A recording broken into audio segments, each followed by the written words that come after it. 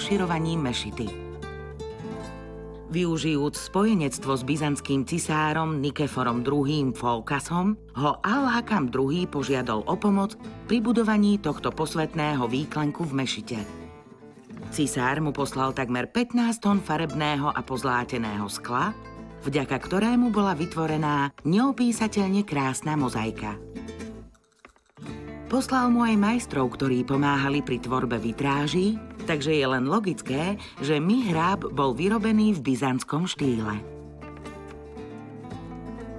Klenutý mihráb alebo modlitebný výklenok je orámovaný nádherne zdobeným oblúkom.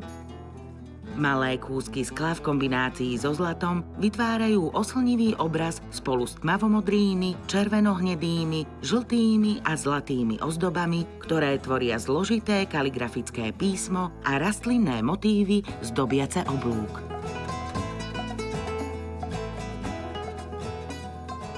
V časoch Al-Hakama II. Bola postavená aj maksúra, miesto určené iba pre kalifa a jeho sprievod počas modlitby.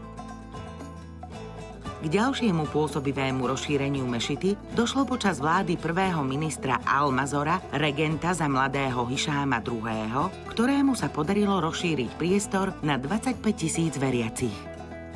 Dovtedy bolo vytvorených 1013 stĺpov. Je pôsobivé, ako sa architektom za účelom získania priestoru podarilo postaviť oblúk na oblúku. Predpokladá sa, že si vzali príklad zo slávneho rímskeho prieplavu v Meride, ktorý bol postavený práve takýmto spôsobom.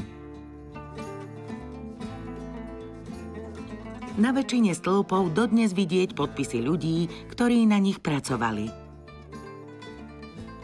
V skutočnosti